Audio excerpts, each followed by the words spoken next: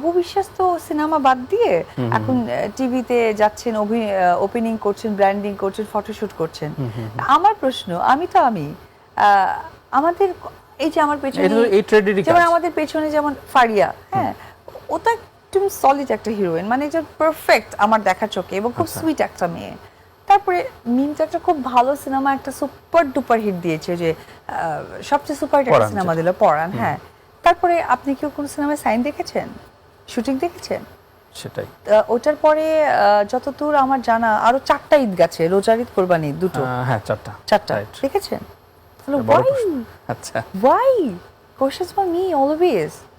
মানে আপনাকে বারবার আঙুলটা আপনার দিকে ঘুরে, but I'm done hundreds movie, right? হ্যাঁ, সফলতার সাথে উইথ মাই মম। তারপর আমার ক্যারিয়ারের মধ্যে যুক্ত হয়েছে যে আমার বিজনেস, আমার ক্যারিয়ারে যুক্ত হয়েছে আমার সন্তান। সব থেকে বড় যেটা সাপোর্টিভ ছিল সেটা আমার ক্যারিয়ার থেকে মাইনাস হয়ে গেছে আমার মা। একটা মানুষকে একা চলতে হয়, তারপরেও এই ধরনের প্রশ্নগুলো আসে। তো আমি আসলে জানি যে কিছু জায়গা থাকে যেটা প্রশ্নের জন্যই করা, এবং এটা করতে হবে, সো এটা নিয়ে আমি বদার করি না। চমৎকার, সেটা মানিয়ে চলার অভ্যেস এবং সাহসটা অবিশ্বাস আছে। এই যে ঢালিউড কুইন বলি, এবং এটা আসলে অঙ্কে মিলিয়েই আসলে সবাই বলে, এবং এটা খুবই অপরিহার্য, কিন্তু তারপরও কেউ কেউ নিজের উপাধি নিজেই লাগিয়ে দেয়।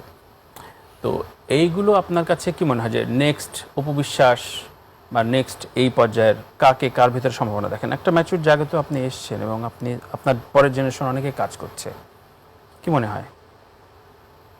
খুব কঠিন একটা প্রশ্ন ভাইয়া। আমার দৃষ্টিতে সকলেই ভালো করছে আনডাউটলি, এবং সকলে অনেক বেশি ট্যালেন্ট। হ্যাঁ, ঢালিউড কুইনটার আসলে মর্যাদা এবং মানেটা, যারা এটাকে বেমানান হিসেবে কথাটা বলে তারা জানেন না বিধায়। আচ্ছা, তো এটাই হচ্ছে কথা, আর এটা আমি জানাতেও চাই না। তবে আমার পর্যায়ে বা আমার কিছু না, আমি অলওয়েজ প্রে করি যে আমি আমার থেকে আরো গুড পজিশনে তারা সকলেই থাকুক, যারা ভালোভাবে কাজ করছেন। হ্যাঁ, 100%। তবে আমার কাছে মনে হয় যে প্রত্যেকটা মানুষের ডেডিকেশন ব্যাপারটা আর একটু বাড়ানো দরকার, যারা এখন কাজ করছে বা কাজ করতে চাচ্ছে। আর সবচেয়ে বড় কথা হচ্ছে, আমার মনে হচ্ছে চলচ্চিত্রের সব থেকে ইম্পর্টেন্ট ব্যাপার হচ্ছে আপনার ডেডিকেশন লেভেলটা থাকতে হবে, কারণ এই জায়গাটা না এত ইজি না, অনেক পরিশ্রমের জায়গা, এবং এখানে আপনাকে অলওয়েজ নামানোর চেষ্টা করবে, সেখান থেকে আপনি উঠে যাওয়াটাই বুদ্ধিমানের কাজ। অনেক বাধা। এক্স্যাক্টলি, আমাকে নিয়ে তো আর কম কথা হয় না, এটা আপনারা জানেন।